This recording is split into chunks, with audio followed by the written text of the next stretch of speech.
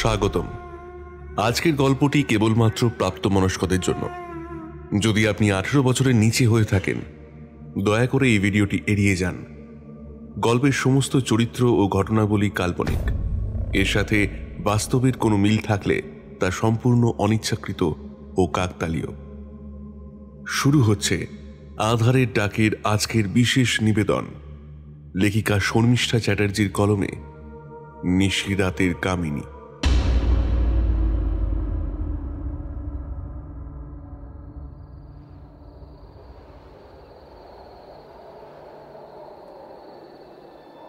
ভালোবেসে সখী নিবেদ যতনে আমার নামটি লিখো তোমার মনের মন্দিরে। হঠাৎ মাঝরাতে একটা সুরেলা মিষ্টি মধুর গানের সুর যুবকটির কানে ভেসে আসতেই যুবকটির ঘুম ভেঙে যায়। সে ঘুম ভেঙে উঠে বসে বিছানার পাশে জানলায় ঘুম জড়ানো চোখে আলো আধারি অন্ধকার ঘরের মধ্যে তাকিয়ে দেখে জানলার সামনে একটি নারী মূর্তি দাঁড়িয়ে আছে আর বাইরের দিকে তাকিয়ে গান গাইছে। যুবকটি নারী মূর্তিটার মুখ ভালো করে দেখতে পায়নি, কারণ নারী মূর্তিটির মুখ জানলার বাইরের দিকে ছিল। যুবকটি গভীর রাতে তার ঘরে জানলার সামনে অচেনা একটি নারীকে দাঁড়িয়ে থাকতে দেখে তার রুক্ষ ঠোঁটের উপর লালায়িত জিভটা বুলিয়ে লোভাতুর দৃষ্টিতে প্রশ্ন করে ওঠে সেই মেয়েটিকে, আপনি কে? আপনি এত রাতে আমার ঘরে কি করছেন?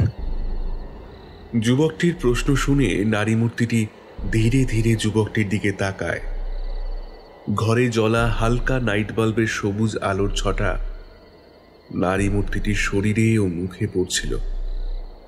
সেই হালকা সবুজ আলোর ছটায় যুবকটি দেখে তার ঘরে জানলার কাছে যে অচেনা মেয়েটা দাঁড়িয়ে আছে, সেই মেয়েটার পরনে আকাশি রঙের স্লিপ হাতার নাইটি।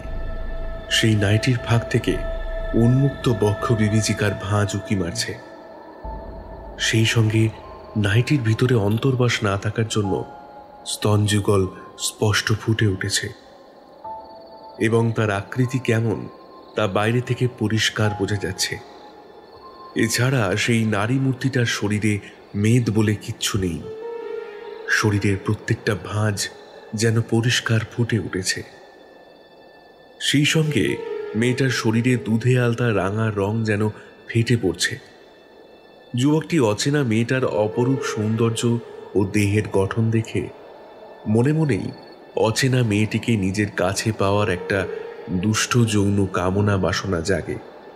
যুবকটি মেয়েটির অপরূপ সৌন্দর্য দেখে তার মনের যৌন কামনা বাসনা চেপে রাখতে না পেরে বিছানা ছেড়ে উঠে ধীর পায়ে অচেনা সুন্দরী মেয়েটার সামনে গিয়ে দাঁড়ায় এবং মেয়েটার নাইটির ভিতরে হাত ঢুকিয়ে মেয়েটার স্তনযুগল কচলাতে কচলাতে বলে, কি হলো?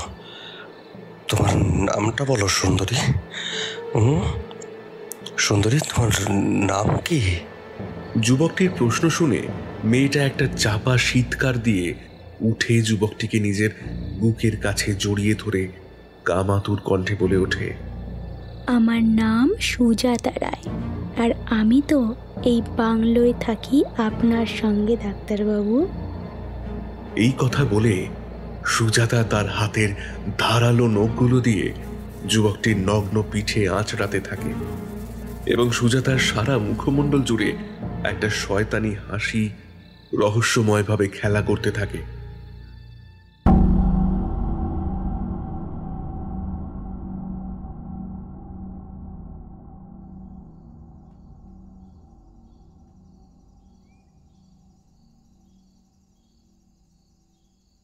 রিক্সা থেকে নেমে ভাড়া মিটিয়ে ছোট রংচটা গেটটা খুলে বাগানের মধ্যে দিয়ে সরু পাথর নুড়ি বিছানো পথ দিয়ে হেঁটে একতলা পুরনো বাংলো বাড়ির সামনে অনুভব দাঁড়াতেই অনুভবকে দেখা মাত্র বছর 56-57 বছরের এক মধ্যবয়স্ক লোক বাংলোর ভিতর থেকে ছুটে আসে আর হাসি মুখে বলে ওঠে, বড় স্যার আমাকে গতকাল রাত্রেই ফোন করে জানিয়ে দিয়েছিলেন যে আপনি দুপুর নাগাদ আসবেন আগামীকাল। আচ্ছা, আপনি ডাক্তার অনুভব গাঙ্গুলি তো? নিতাইয়ের প্রশ্ন শুনে অনুভব হাতের লাগেজটা নামিয়ে রাখতে রাখতে হাসি মুখে বলে ওঠে, হ্যাঁ, আমি ডাক্তার অনুভব গাঙ্গুলি, আপনাদের বালামপুর গ্রামের হাসপাতালের নতুন চেস্ট ডিপার্টমেন্ট মেডিসিন বিভাগের ডাক্তার। অনুভবের পরিচয় পেয়ে নিতাই করজোড়ে নমস্কারের ভঙ্গিতে বলে ওঠে, নমস্কার, আমি নিতাই, এই বাংলোর কেয়ারটেকার। আপনাকে নতুন বাংলোয় স্বাগতম ডাক্তার সাহেব। আসুন আসুন, আপনি ভিতরে আসুন। স্যার আপনার থাকার জন্য এই বাংলো বাড়িটা অ্যালার্ট করেছেন। এই কথা বলে নিতাই অনুভবের লাগেজ ব্যাগটা তুলে অনুভবকে নিয়ে যেই বাংলোর ভিতর প্রবেশ করতে যাবে, অনুভব ভিতরে প্রবেশ করার সময় হঠাৎ তার দৃষ্টি যায় বাংলোর সামনে একটা বড় বাগান আছে। সেই বাগানের এক কোণায় একটা শুকনো তেঁতুল গাছ আছে। সেই তেঁতুল গাছের দিকে অনুভবের দৃষ্টি যেতেই সে দেখে 25-26 বছরের একটি কম বয়সী অপরূপা সুন্দরী দেখতে ঘিয়ে রঙের চুড়িদার পরা একটা মেয়ে দাঁড়িয়ে আছে আর অনুভবের দিকে তাকিয়ে মিষ্টিভাবে হাসছে এবং হাত নাড়ছে। অনুভব মেয়েটাকে দেখা মাত্র দাঁড়িয়ে যায় আর মেয়েটির দিকে তাকিয়ে মনে মনে বলে ওঠে, আচ্ছা, মেয়েটিকে আর আমাকে দেখে এরকম হাত নাড়ার কারণ কি? মেয়েটা কি সত্যি বাংলোতে থাকে?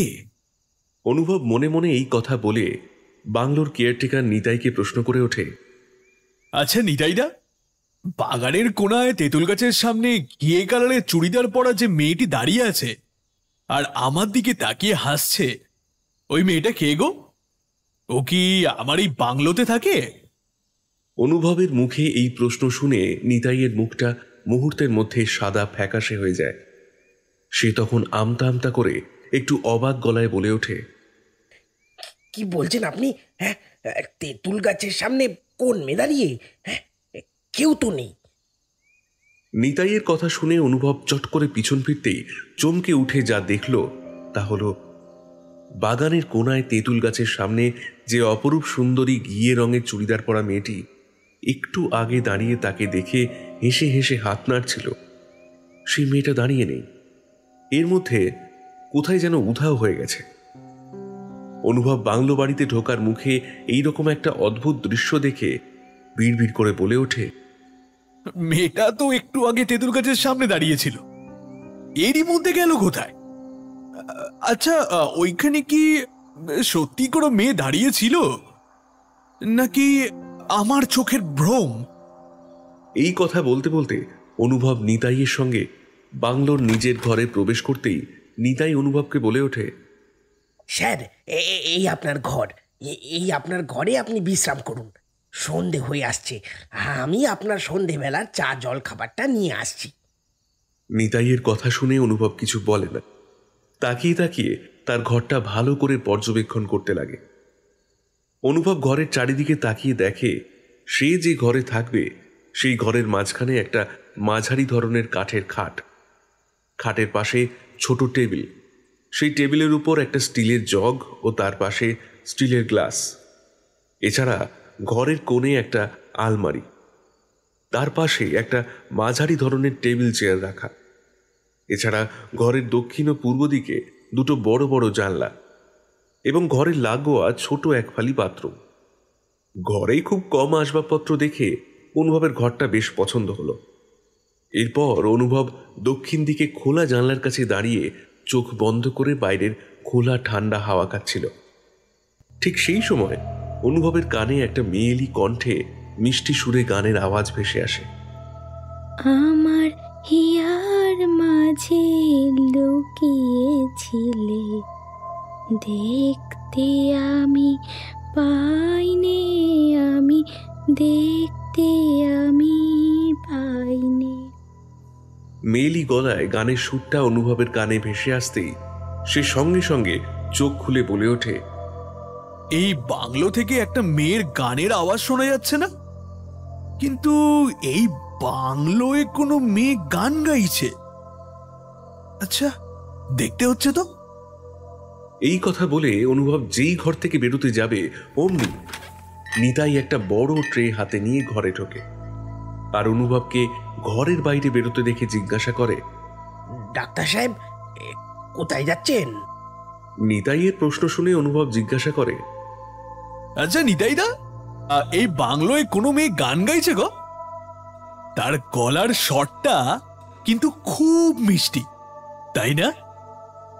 অনুভবের প্রশ্ন শুনে নিতাইয়ের মুখটা আবার ভয়ে ফ্যাকাশে হয়ে যায়। সে আমতা আমতা করে একটু অবাক গলায় বলে ওঠে, এই বাংলোয় মেয়ে গান গাইছে? হ্যাঁ, এই বাংলোয় তো কোনো মেয়েই থাকে না। মেয়ের গলায় গান আসবে কোথা থেকে? দূর ডাক্তার সাহেব, আপনি ভুল করছেন। আপনার জন্য সন্ধেবেলা চা জলখাবার নিয়ে এসেছি, তাড়াতাড়ি খেয়ে নিন, বেশি দেরি করলে আবার ঠান্ডা হয়ে যাবে যে। এই কথা বলে নিতাই যেই ঘর থেকে বেরিয়ে যেতে যাচ্ছিল, নিতাই অনুভবকে প্রশ্ন করে ওঠে, আচ্ছা ডাক্তার সাহেব, আপনি রাতে ভাত না রুটি খাবেন?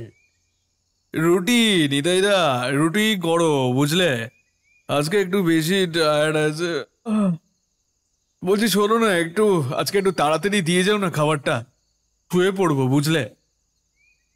আচ্ছা বেশ, আমি 9টার মধ্যে আপনার ঘরে খাবার দিয়ে যাব, ঠিক আছে? এই কথা বলে নিতাই খাবারের ট্রেটা টেবিলের উপর রেখে ঘর থেকে বেরিয়ে যায়। নিতাই ঘর থেকে বেরিয়ে যেতেই অনুভব তাকিয়ে দেখে গরম গরম চায়ের সঙ্গে দুটো বড় বড় সিঙ্গারা ও কাজু কিশমিশ দেওয়া দুটো বরফি ট্রের একটা কাঁচের প্লেটে সাজানো রয়েছে। অনুভব বেশি দেরি না করে বাথরুম থেকে হাত মুখ ভালো করে ধুয়ে এসে খাবারগুলো পরিতৃপ্ত সহকারে গলাধ্যকরণ করে। তারপর পথপরিশ্রমের শরীর খুব ক্লান্ত বিধ্বস্ত লাগছিল বলে অনুভব বিছানায় গা এলিয়ে দেয়। সঙ্গে সঙ্গে তার দুই চোখ জুড়ে গভীর ঘুম নেমে আসে।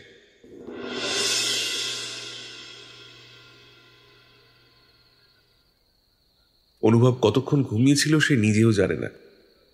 হঠাৎ মেয়েলি গলায় মিষ্টি সুরে গানের আওয়াজ তার কানে ভেসে আসতেই অনুভবের ঘুম ভেঙে যায়। ভালোবেসে সুখী নিবেদ যতনে আমার নামটি লেখো তোমার মনের মন্দিরে।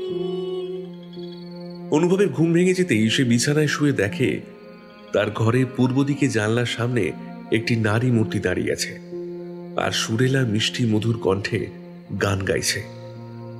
নারী মূর্তিটি পিছন ফিরে গান গাইছিল বলে আর ঘরটা ঘুটঘুটে অন্ধকার ছিল বলে অনুভব সেই নারী মূর্তিটার মুখ দেখতে পেল না। অন্ধকার ঘরের জানলার সামনে অচেনা একটি নারীকে গান গাইতে দেখে অনুভব একটু ভয় পেয়ে যায় ঠিকই, কিন্তু তার এই মনের ভয়টাকে সংবরণ করে বিছানায় ছেড়ে উঠে ধীর পায়ে নারী মূর্তিটির দিকে এগিয়ে যায়। তারপর নারী মূর্তিটির সামনে গিয়ে একটু ঢোক গিলে ভয় মিশ্রিত কণ্ঠে প্রশ্ন করে ওঠে, বলছি আপনি কে? আপনার নাম কি? সব থেকে বড় কথা, আপনি এই বন্ধ ঘরের মধ্যে ঢুকলেনই বা কি করে? অনুভবের প্রশ্ন শুনে নারী মূর্তিটি ধীরে ধীরে অনুভবের দিকে ঘোরে।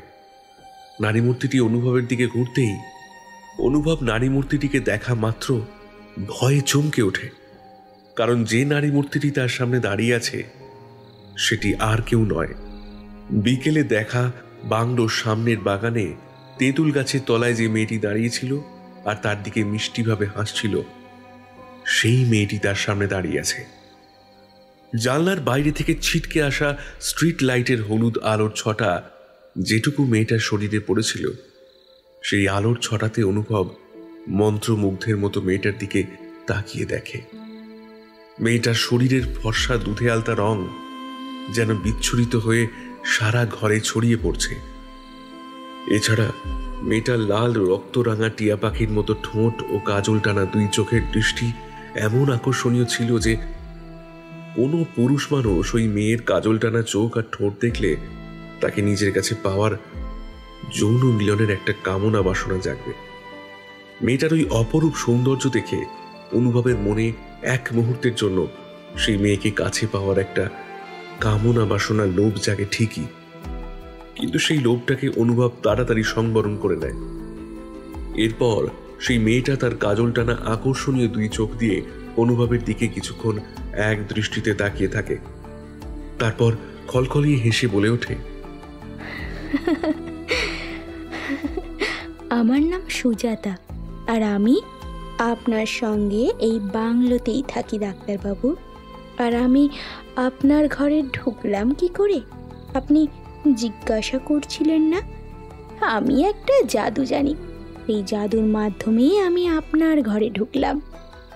সুজাতার পরিচয় পেয়ে আর ওর এই কথা শুনে অনুভব মনে মনে একটু হাসে ঠিকই, কিন্তু মুখে কিছু বলে না।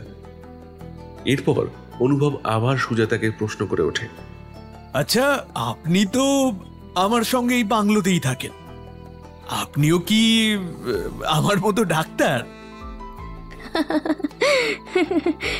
না না, আমি ডাক্তার নই, আমি একজন নার্স। আমি আগে আপনার হাসপাতালেই চাকরি করতাম, কিন্তু এখন আর করি না। আরে কেন করেন না কেন? এর পিছনে অনেক কারণ আছে, আপনাকে সে কথা পরে একদিন বলবো। এখন সুজাতার ও অনুভবের কথা বলার মাঝে হঠাৎ সেই সময় ঘরের বাইরে থেকে নিতাইয়ের ডাক শোনা যায়। ডাক্তার সাহেব, ও ডাক্তার সাহেব, আরে দরজাটা খুলুন, আরে আমি আপনার জন্য রাতের খাবার এনেছি যে। ঘরের বাইরে থেকে নিতাইয়ের গলা শুনে সুজাতা হেসে বলে ওঠে, নিতাইদা আপনার জন্য খাবার নিয়ে এসেছে, তাড়াতাড়ি খেয়ে শুয়ে পড়ুন। কাল আপনার হাসপাতালে জয়েনিংয়ের প্রথম দিন, তাই না? হ্যাঁ, একদম একদম, কাল ওই সকাল 8টার মধ্যে আমাকে হাসপাতালে জয়েন করতে হবে আর কি। সুজাতাকে এই কথা বলতে বলতে অনুভব দরজার কাছে গিয়ে দরজাটা খুলতেই নিতাই খাবারের ট্রে হাতে নিয়ে ঘরে ঢোকে এবং অনুভবের দিকে সন্দেহ ভরা দৃষ্টি দিয়ে তাকিয়ে প্রশ্ন করে ওঠে, ডাক্তার সাহেব, আপনি বললেন না তো দরজা খুলতে এত দেরি হলো কেন আপনার? আপনি কি কারোর সাথে কথা বলছিলেন? নিতাইয়ের প্রশ্ন শুনে অনুভব তার পিছনে জানলার দিকে আর চোখে তাকিয়ে দেখে সুজাতা জানলার কাছে দাঁড়িয়ে নেই। বিকেলের মতো কোথায় যেন অদৃশ্য হয়ে গেছে। সুজাতাকে ঘরের কোথাও দেখতে না পেয়ে অনুভব মনে মনে বলে ওঠে, আরে আজও, আচ্ছা, সুজাতা কি সত্যি কোনো জাদু মন্ত্র জানে নাকি? অনুভব মনে মনে যখন এই কথা ভাবছিল, নিতাই আবার অনুভবকে প্রশ্ন করে ওঠে, ডাক্তার সাহেব, আপনি বললেন না তো দরজা খুলতে এত দেরি হলো কেন আপনার? আপনি কি কারোর সাথে কথা বলছিলেন? অনুভব সুজাতা যে তার ঘরে এতক্ষণ ছিল ও তার সঙ্গে কথা বলছিল সেই কথা সম্পূর্ণ চেপে গিয়ে আমতা আমতা করে বলে ওঠে, আরে নিতাইদা, তুমি বলছোটা কি? আমি মানে আমি ফাঁকা করে কার সাথে কথা বলবো? আর আমি তো এতক্ষণ ঘুমাচ্ছিলাম, তুমি হয়তো ভুল শুনেছো, গিয়ে দেখো। অনুভবের এই কথা শুনে নিতাই তার হাতে ধরা খাবারের ট্রেটা টেবিলের ওপর রেখে সন্দেহ ভরা একটা দৃষ্টি দিয়ে অনুভবের ঘরের চারিদিকটা একবার তাকিয়ে নিয়ে ঘর থেকে বেরিয়ে যাওয়ার আগে বলে, ডাক্তার সাহেব, আমি পাশের ঘরেই আছি, মাঝরাতে কিছু দরকার হলে আমাকে ডাকবেন কিন্তু। এই কথা বলে নিতাই ঘর থেকে বেরিয়ে যেতেই অনুভব বেশি দেরি না করে আগামীকাল সকাল সকাল হাসপাতালে জয়েনিং আছে বলে তাড়াতাড়ি করে রাতের খাবার খেয়ে শুয়ে পড়ে ঠিকই, কিন্তু অনুভবের শুয়ে কিছুতেই যেন ঘুম আসতে চাইল না। তার শুয়ে শুয়ে শুধু মনে হতে লাগলো তার পাশে এক নারী শরীর শুয়ে আছে, কিন্তু অনুভব পাশে তাকিয়ে দেখল তার পাশে কোনো নারী শুয়ে নেই। তবুও অনুভব বিছানায় শুয়ে পড়ার পরও তার খালি খালি মনে হতে লাগলো সেই অদৃশ্য নারী তার হাতের সরু সরু নরম আঙুলগুলো দিয়ে অনুভবের নগ্ন বুকের উপর সুরসুরি দিচ্ছে এবং অনুভবকে জড়িয়ে ধরে সেই অদৃশ্য নারী তার নগ্ন বুকের কাছে অনুভবকে টেনে তার সঙ্গে যৌন মিলনের খেলায় মেতে ওঠার চেষ্টা করছে বারবার। কিন্তু অনুভব সেই মিলনের খেলা থেকে নিজেকে সংযত রেখে সেই অদৃশ্য নারীকে দূরে ঠেলে সরিয়ে দিচ্ছে। এরপর সারা রাত ধরে অনুভবের সাথে এইরকম ঘটনা ঘটতে তার দুই চোখ কখন যে গভীর ঘুমে জড়িয়ে এসেছিল সে নিজেও জানে না।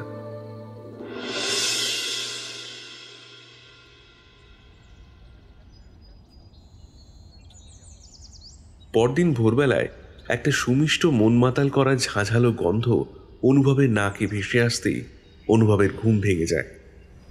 ঘুম ভেঙে যেতেই অনুভব তাকিয়ে দেখে তার বিছানার সামনে একগুচ্ছ সাদা গোলাপ ফুল হাতে নিয়ে সুজাতা হাসি হাসি মুখে দাঁড়িয়ে আছে। ভোরবেলায় সুজাতাকে বিছানার পাশে দাঁড়িয়ে থাকতে দেখে অনুভব ঘুম জড়ানো গলায় জিজ্ঞাসা করে,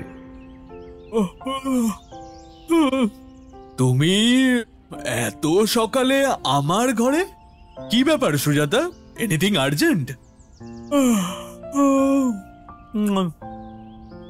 অনুভবের এই প্রশ্ন শুনে সুজাতা মিষ্টিভাবে হেসে তার হাতে ধরা সাদা গোলাপগুলো অনুভবের দিকে এগিয়ে দিয়ে বলে ওঠে, অনেক অনেক অভিনন্দন ডাক্তারবাবু। আপনার এই 3 বছরের হাসপাতালের চিকিৎসার জার্নি খুব ভালো কাটুক। অনুভব বিস্মিত হয়ে বলে ওঠে, ওয়েল ওয়েল ওয়েল, আমি যে এই বাদামপুর গ্রামের হাসপাতালে আগামী 3 বছর থাকতে চলেছি, তুমি জানলে কি করে সুজাতা? সুজাতা তখন খিলখিল করে হেসে বলে, জাদু জানি ডাক্তারবাবু, আমি জাদু জানি। আপনাকে গতকাল রাতে বললাম না? সুজাতার এই কথা শুনে অনুভব বিছানা ছেড়ে সুজাতার সামনে দাঁড়িয়ে সুজাতার হাত ধরে বলে ওঠে, তুমি খুব ভালো মেয়ে সুজাতা। আজ থেকে তুমি আমার খুব ভালো বন্ধু হবে, কেমন? অনুভবের মুখে এই কথা শুনে সুজাতা লাল লজ্জা ভরা মুখ নিয়ে ছুটে ঘর থেকে বেরিয়ে যায়। সুজাতা ছুটে ঘর থেকে বেরোনোর সময় সুজাতার পায়ে ছমছম নূপুরের মিষ্টি আওয়াজ অনুভবের কানে ভেসে আসে। এরপর একটু বেলা বাড়তেই অনুভব তাড়াতাড়ি করে স্নান সেরে নিতাইয়ের হাতে চা জলখাবার খেয়ে হাসপাতালের উদ্দেশ্যে দ্রুত রওনা দেয়। বাদামপুর গ্রামের হাসপাতালে অনুভবের প্রথম দিন বলে সেই দিন হাসপাতালের সমস্ত কাজ সেরে বাড়ি ফিরতে ফিরতে রাত 11টা সাড়ে 11টা বেজে যায়। অনুভব হাসপাতাল থেকে ফিরে বাংলোয় যেই নিজের ঘরে দরজা খুলে ঢুকতে যাবে, হঠাৎ তার ঘরের ভিতর থেকে পচা আষ্টে দুর্গন্ধ অনুভবের নাকে এসে ধাক্কা মারতেই অনুভব তার ঘরের দরজার কাছে দাঁড়িয়ে পড়ে। পকেট থেকে একটা রুমাল বের করে সেটা নাকে চাপা দিয়ে অন্ধকার ঘরের চারিদিকে তাকাতে তাকাতে বেশ বিরক্তি ভরা গলায় বলে ওঠে, ঘরের ভিতর থেকে একটা পচা আষ্টে দুর্গন্ধ বেরোচ্ছে না? গন্ধটা তো খুব চেনা ঠেকছে। আর আজ কি নিতাইদা আমি বেরিয়ে যাওয়ার পর ঘর পরিষ্কার করেনি নাকি? হ্যাঁ? অনুভব অন্ধকার ঘরের চারিদিকে তাকাতে তাকাতে ঘরে ঢুকে যেই সুইচ বোর্ডের দিকে এগিয়ে আলো জ্বালতে যাবে, হঠাৎ অনুভবের কপালে কি একটা জোরে ধাক্কা লাগতেই সে জোরে একটা চিৎকার করে কপালে 2 হাত দিয়ে মাটিতে বসে পড়ে। কিছুক্ষণ সময় ধরে ব্যথায় যন্ত্রণায় কুঁকাতে লাগে ঠিকই, কিন্তু কিছুক্ষণ পর অনুভব একটু ধাতস্থ হতেই সে ধীরে ধীরে মুখ তুলে ঘরের সিলিংয়ের দিকে তাকাতেই অনুভবের 2 চোখ ভয়ে বিস্ফারিত হয়ে যায়।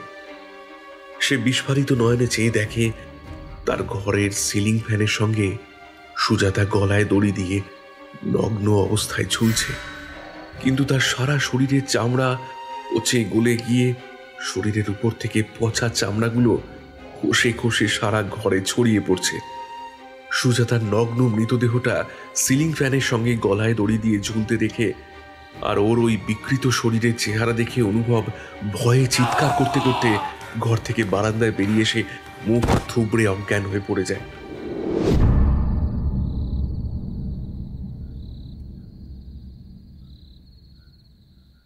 চোখে মুখে শীতল জলের স্পর্শ লাগতেই অনুভবের কর্ণগোচর হয়।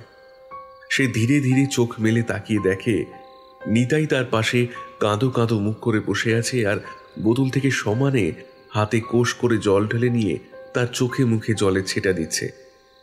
অনুভব চোখ মেলে তাকাতেই নিতাই আবার উত্তেজিত কণ্ঠে প্রশ্ন করে, ডাক্তার সাহেব, এই কি হয়েছে আপনার? আপনার আপনার কি শরীর খারাপ লাগছে? এই হাসপাতাল থেকে কি বড় ডাক্তার সাহেবকে ডেকে আনবো? হ্যাঁ।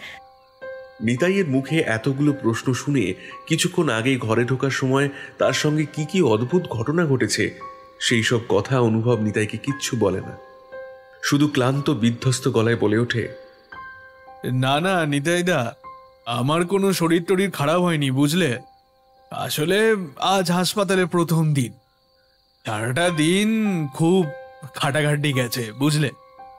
তাই বাংলোয় ঢোকার সঙ্গে সঙ্গে একটু ব্ল্যাক আউট হয়ে পড়েছিলাম। তবে এখন নিজেকে অনেকটা সামলে নিয়েছি। আমার জন্য এত রাতে বড় ডাক্তার সাহেবকে ডাকার কোনো দরকার নেই। আমি একটু পরে নিজেই সুস্থ হয়ে যাব। তুমি এত চিন্তা করো না নিতাইদা, তুমি যাও। অনেক তো রাত হলো নাকি, গিয়ে শুয়ে পড়ো। অনুভবের মুখে এই কথা শুনে নিতাই সন্দেহ ভরা দৃষ্টি দিয়ে কিছুক্ষণ অনুভবের দিকে তাকিয়ে থাকে আর মনে মনে বলে, ডাক্তার সাহেব, হ্যাঁ, আমার কাছ থেকে মনে হয় কিছু লুকোচ্ছে। হ্যাঁ, আচ্ছা, সে আবার ডাক্তার সাহেবকে দেখা দেয়নি তো? হ্যাঁ হ্যাঁ, সে কি এবারও তার মৃত্যুর বদলা নিতে প্রত্যেকবারের মতন ফিরে আসবে? হ্যাঁ। নিতাইকে অমনভাবে তাকিয়ে থাকতে দেখে অনুভব প্রশ্ন করে ওঠে, নিতাইদা, তুমি এরকম অদ্ভুত ভাবে আমার দিকে তাকিয়ে আছো কেন? কি হলো তোমার? কিচ্ছু হয়নি ডাক্তার সাহেব, হ্যাঁ, আপনি শুয়ে বিশ্রাম করুন। আমি বরঞ্চ আপনার রাতের খাবারটা নিয়ে আসি গিয়ে।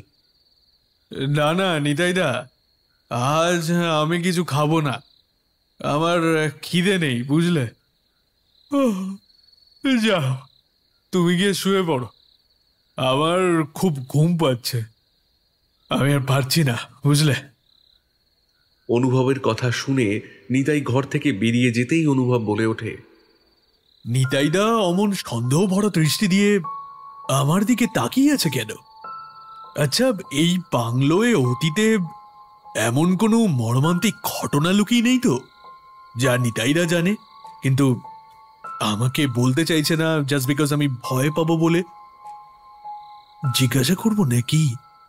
এই কথা ভাবতে ভাবতে অনুভব চোখ বন্ধ করে যেই ঘুমাতে যাবে, হঠাৎ সেই সময় অন্ধকার ঘরের কোথা থেকে সুজাতার গলা শোনা যায়।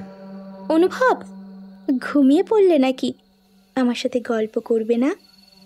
অন্ধকার ঘরের মধ্যে থেকে সুজাতার গলা শুনে অনুভব ভয়ে চমকে উঠে তাড়াতাড়ি করে বিছানা ছেড়ে ঘরের আলোটা জ্বালাতেই দেখে বিছানার উপর সুজাতা বসে আছে আর অনুভবের দিকে তাকিয়ে মিষ্টি করে হাসছে। সুজাতাকে বিছানার উপর বসে থাকতে দেখে অনুভব একটু ভয় পেয়ে যায়।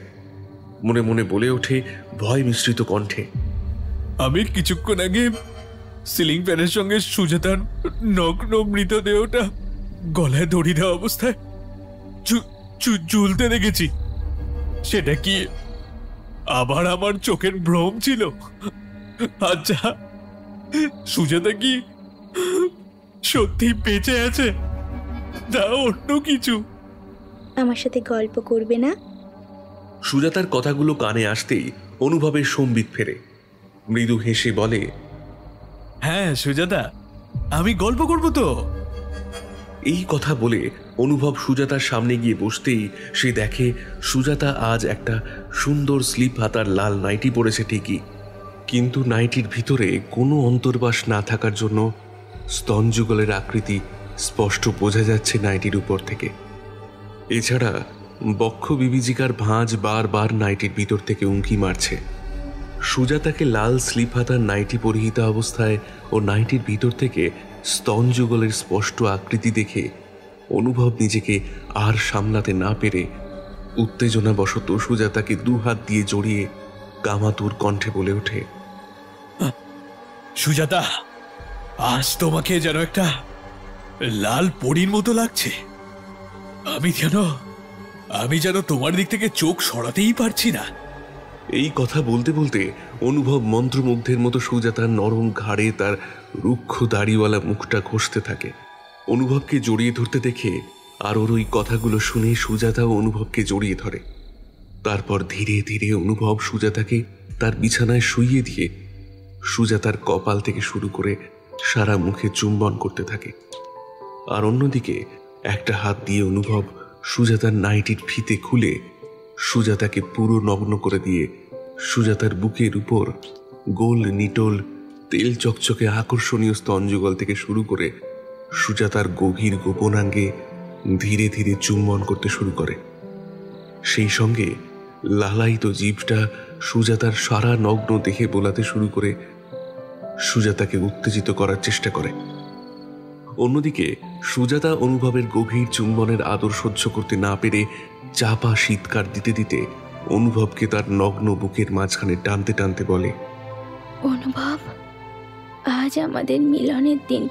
তুমি আমাকে তোমার এই গভীর চুম্বনে আমাকে পাগল করে দাও। আমি তোমার প্রেমে পাগল হতে চাই, আমি তোমার প্রেমে পাগল হতে চাই।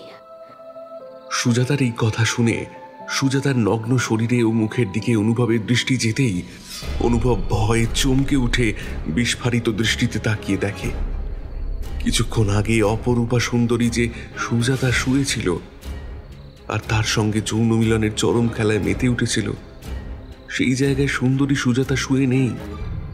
শুয়ে আছে কাঁটা ছেঁড়া বিকৃত একটা ভয়ঙ্কর দেখতে নগ্ন নারী শরীর, এবং সেই নারী লাল জ্বলন্ত দৃষ্টি দিয়ে অনুভবের দিকে তাকিয়ে আছে। অনুভব, অনুভব আমাকে আদর করবে না? আসো, তুমি আমার কাছে আসো, তুমি আমাকে আদর করে পুরো পাগল করে দাও। আসো, কাছে আসো। সুজাতার বিকৃত ভয়ঙ্কর রূপ দেখে অনুভব জামা কাপড় না পরেই নগ্ন অবস্থায় যেই বিছানা ছেড়ে মাটিতে লাফাতে যাবে, অমনি সুজাতার প্রেত অনুভবের নগ্ন শরীরের উপর লাফিয়ে পড়ে। আমার আমার শরীর ভোগ করবি না? করাচ্ছি। আজ তোর মতো নারী দেহ লোভী পিশাচ পুরুষ মানুষদের জন্য আমাদের নিরীহ মেয়েদের জীবন দিনের পর দিন নষ্ট হচ্ছে। না, তোকে ভোগ করাচ্ছি, ভোগ করাচ্ছি। এই কথা বলে সেই ভয়ঙ্কর প্রেত অনুভবকে এক জোরে লাথি মেরে বিছানা থেকে ছিটকে ফেলে দিতেই অনুভব ঘরের একটা কোণে ছিটকে পড়ে। আলমারির সঙ্গে অনুভবের মাথাটা লাগতেই অনুভব সঙ্গে সঙ্গে অজ্ঞান হয়ে যায়।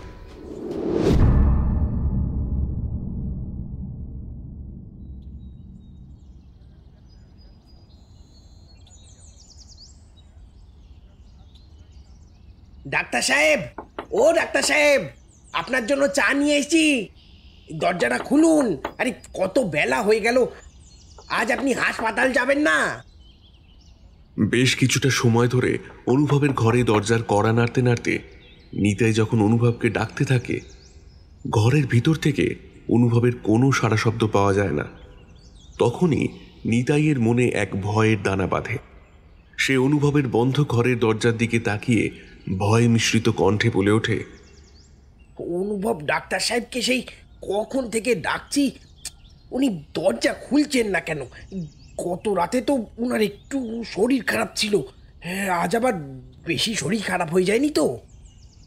নিতাই এই কথা বলে দরজা থেকে কিছুটা এগিয়ে অনুভবের ঘরের খোলা জানলা দিয়ে অনুভবের ঘরের ভিতর উঁকি ঝুঁকি মারতেই সে ভয়ে চমকে ওঠে। কারণ নিতাই বড় বড় চোখ করে তাকিয়ে দেখে ঘরের এক কোণায় আলমারির সামনে অনুভব নগ্ন অবস্থায় মাথা ফেটে রক্তাক্ত অবস্থায় মেঝেতে অজ্ঞান হয়ে পড়ে আছে। নিতাই ঘরের ভিতর অনুভবকে এই অবস্থায় দেখে ভয় মিশ্রিত কাঁপা কাঁপা গলায় বলে ওঠে, এই মাগি দেখছি কাউকেই ছাড়বে না। যে পুরুষ মানুষ এই বাংলোয় আসবে তার সঙ্গেই ওই মাগি দেখছি এই রকম করবে। আগের বারে দুবার ওই মাগি 2 জন ডাক্তারকে মেরেছে। হ্যাঁ, এইবারেও অনুভবের সঙ্গে গতকাল রাত্রে কি করেছে কে জানে। এই কথা বলে নিতাই তাড়াতাড়ি করে অনুভবের ঘরের বন্ধ দরজার কাছে গিয়ে বন্ধ দরজায় একটা জোরে লাথি মারতেই সঙ্গে সঙ্গে দরজা খুলে যায়।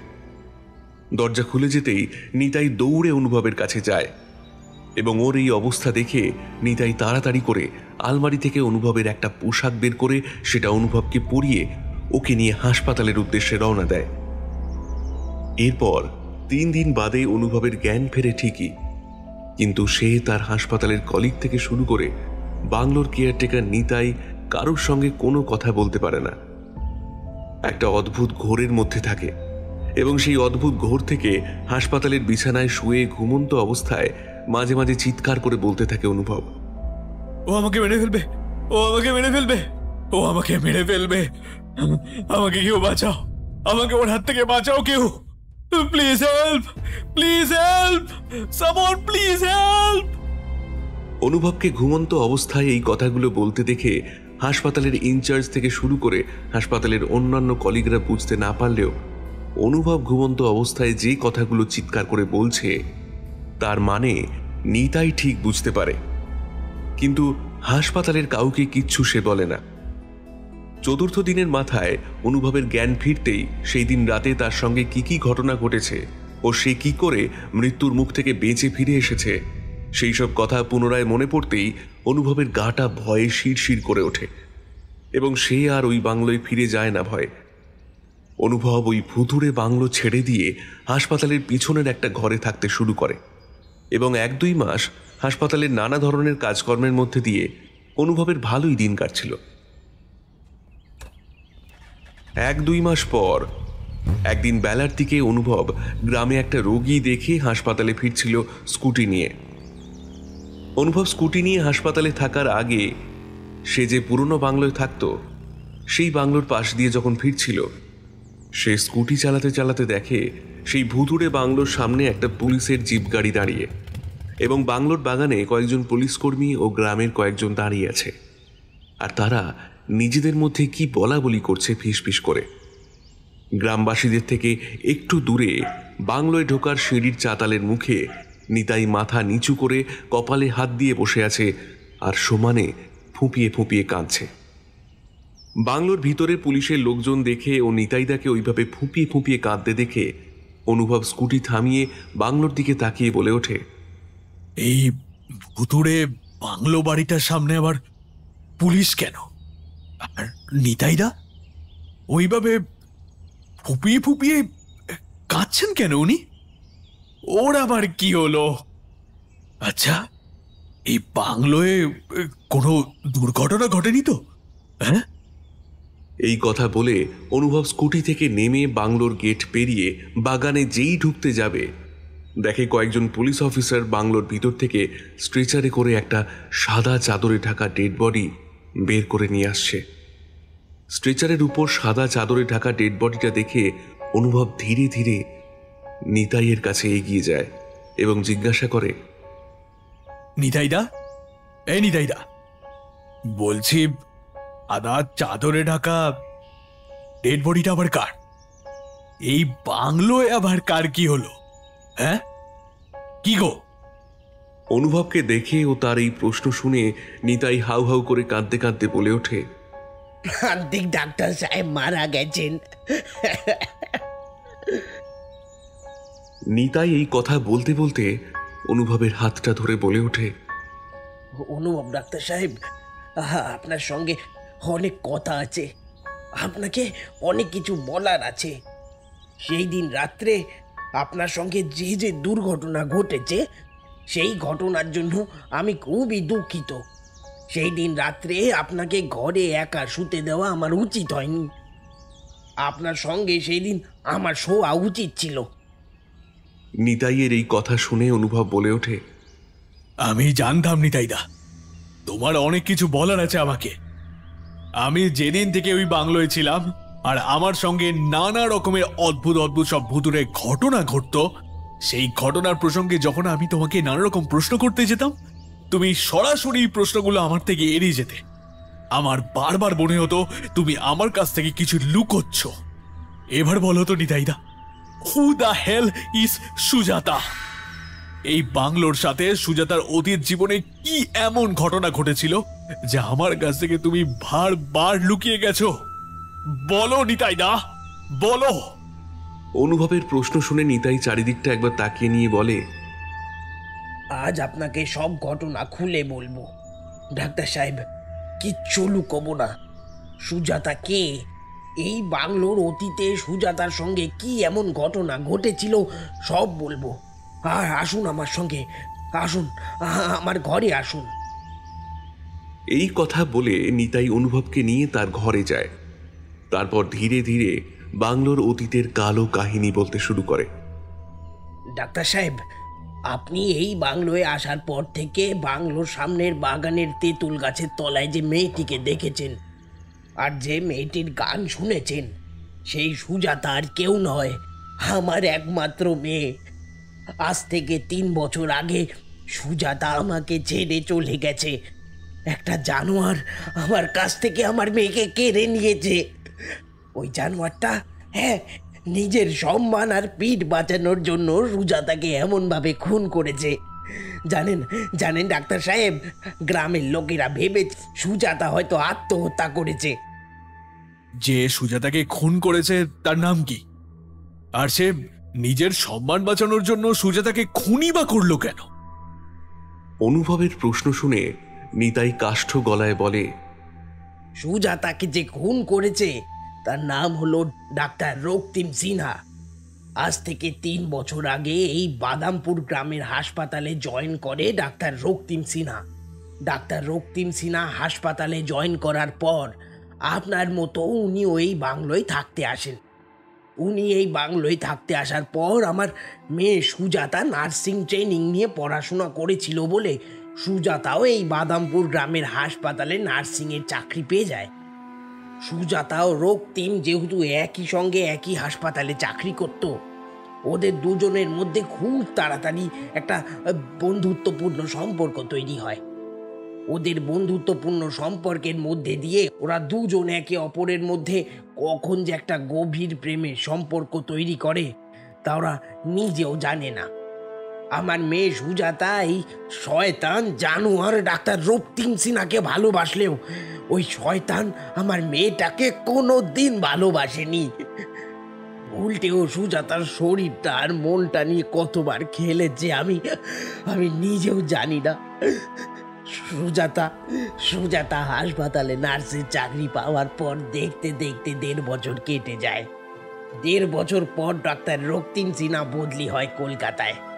যেদিন চলে যায়, হ্যাঁ, সেই দিন সকালে আমি সুজাতার ঘরে ওকে ডাকতে গিয়ে দেখি সুজাতা নিজের ঘরের সিলিং ফ্যানের উপর গলায় দড়ি বেঁধে আত্মহত্যা করেছে ডাক্তারবাবু।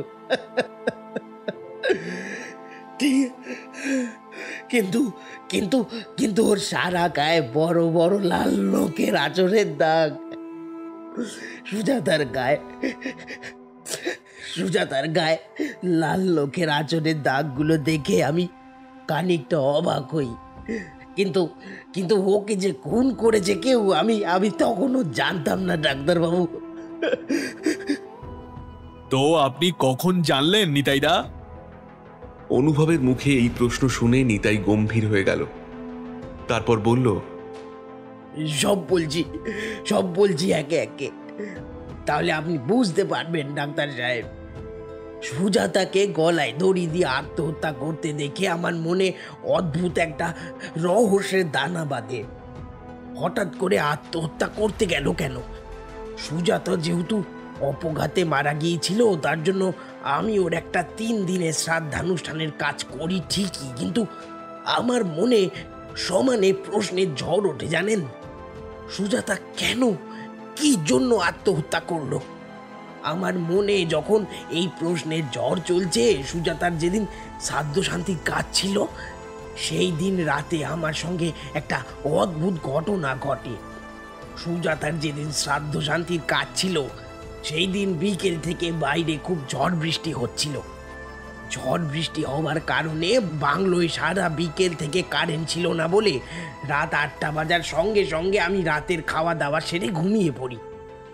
কিন্তু কতক্ষণ যে ঘুমিয়েছি আমি নিজেও জানি না। হঠাৎ একটা ডাকে আমার ঘুম ভেঙে যায়। বাবা, বাবা, ও বাবা, ঘুমিয়ে পড়লে নাকি? দেখো, তোমার মেয়ে সুজাতা এসেছে তোমার সাথে দেখা করতে।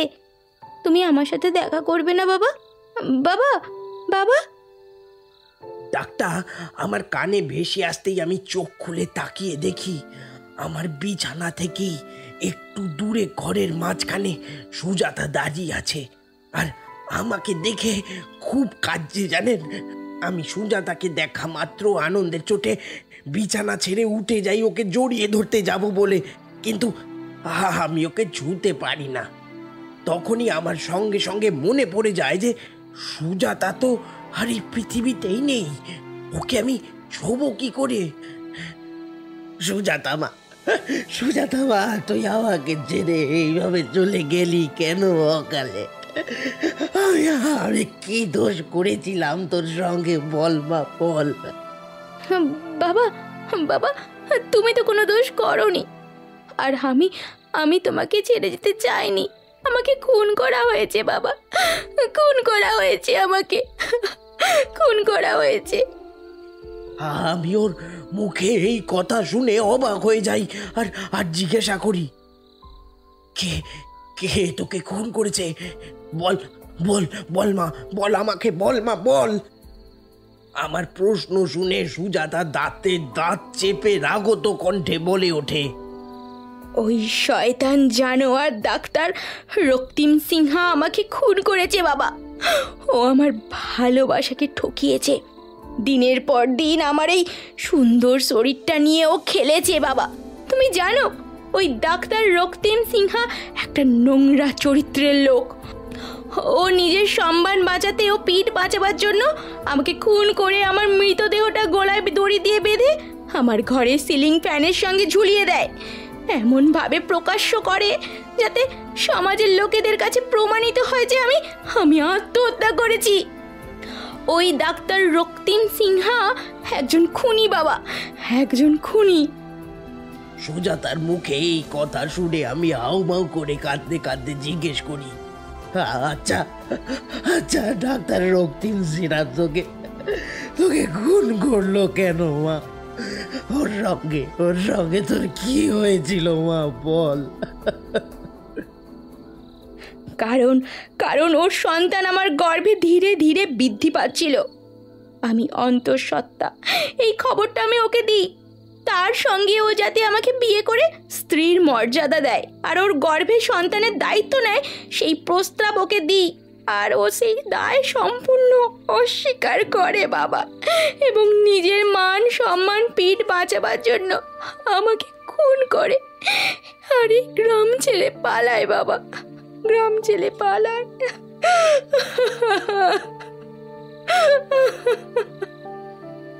সুজাতার মুখ থেকে সব কথা শোনার পরই আমার মনে হয়েছিল ডাক্তার রক্তিম সিনহাই সুজাতাকে খুন করে এই গ্রাম ছেড়ে পালিয়েছে। সঙ্গে সঙ্গে পুলিশকে জানানো দরকার ছিল, কিন্তু পরক্ষণেই ভাবলাম পুলিশ আমার কথা কেনই বা বিশ্বাস করবে? আমার কাছে তো প্রমাণ নেই আমার কাছে। সুজাতার মৃত্যুর পর এই 3 বছরে শহর থেকে যে ডাক্তাররা বদলি হয়ে এসছে, যারা এই বাংলোয় থেকেছে, তাদের সবার সঙ্গে একই ভয়ঙ্কর ঘটনা ঘটেছে। অতীতে ওই জানোয়ার ডাক্তার রক্তিম সিনহা সুজাতার সঙ্গে যা করেছে, সেই দুঃসহ স্মৃতিগুলো ওর মনে পড়লেই ওর অতৃপ্ত আত্মা জেগে ওঠে। সেই রাগ, সেই যন্ত্রণা সহ্য করতে পারে না ও, তাই প্রতিশোধ নিতে আসে। সুজাতা ওর সেই মোহময়ী সৌন্দর্যের ছলনায় প্রতিবারই নতুন ডাক্তারদের বিভ্রান্ত করেছে, তাদের নিজের কাছে টেনেছে, তারপর নির্মমভাবে হত্যা করেছে একের পর এক। কারণ ওর আত্মার সেই অভিশপ্ত ক্ষত আজও শুকায়নি। সেই রাতে আপনাকে ওর জালে জড়ানোর চেষ্টা করেছিল অনুভব ডাক্তার সাহেব, ঠিক যেমন আগের ডাক্তারদের সঙ্গে করেছিল। কিন্তু ঈশ্বরের দয়ায় আপনি সেদিন ওর হাত থেকে বেঁচে গেলেন। কিন্তু প্রান্তিক ডাক্তার সাহেব পারেননি, তিনি ওর রোজ থেকে বাঁচতে পারেননি। ও আজও আছে ডাক্তারবাবু। প্রতিটি রাতে আমি ওর গান শুনতে পাই, সেই করুণ সুর, সেই কান্নার আর্তনাদ শুনতে পাই, কিন্তু দেখতে পাই না।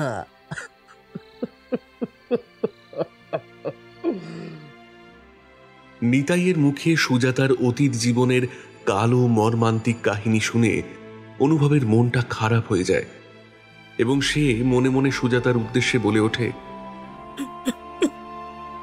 সুজাতা, আমি তো তোমায় সত্যিকারের ভালোবেসেছিলাম। তুমি সেদিন রাতে আমার সঙ্গে এরকম করলে কেন? হ্যাঁ, বলতে পারো? অনুভব মনে মনে এই কথা বলতে বলতে বাংলো থেকে বেরিয়ে যেই স্কুটিতে উঠতে যাবে, হঠাৎ অনুভবের দৃষ্টি যায় বাংলোর ছাদের দিকে। বাংলোর ছাদের দিকে অনুভবের দৃষ্টি যেতেই দেখে সাদা রঙের চুড়িদার পরে সুজাতা দাঁড়িয়ে আছে আর অনুভবের দিকে তাকিয়ে মিষ্টিভাবে হাত নাড়ছে। ছাদের কার্নিশের ধারে সুজাতাকে দাঁড়িয়ে থাকতে দেখে অনুভব যেই সুজাতাকে ডাকতে যাবে, হঠাৎ সুজাতার শরীরটা একটা সাদা ধোঁয়ার রূপ নিয়ে কোথায় যেন অদৃশ্য হয়ে যায়।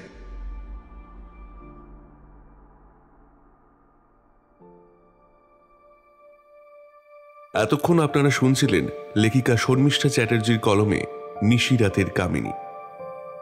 গল্প পাঠে এবং গল্পের সূত্রধর আমি দেবাঞ্জন। অন্যান্য চরিত্রে অ্যারি, প্রত্যুষা, অভিজিৎ এবং দেবজিৎ। গল্পটা শুনে আপনাদের কেমন লাগলো তা অবশ্যই জানাতে ভুলবেন না। কমেন্টে আপনাদের মতামত আর পরামর্শ লিখে জানান। যদি গল্পটা ভালো লেগে থাকে তাহলে লাইক দিন, বন্ধুদের সাথে শেয়ার করুন আর আমাদের চ্যানেলটি সাবস্ক্রাইব করতে ভুলবেন না। নতুন গল্পের আপডেট পেতে বেল আইকনটাও ক্লিক করে রাখুন। আপনাদের ভালোবাসাই আমাদের অনুপ্রেরণা। আবার দেখা হবে আরও এক নতুন রোমাঞ্চকর গল্প নিয়ে। সবাই ভালো থাকুন, সুস্থ থাকুন। ধন্যবাদ।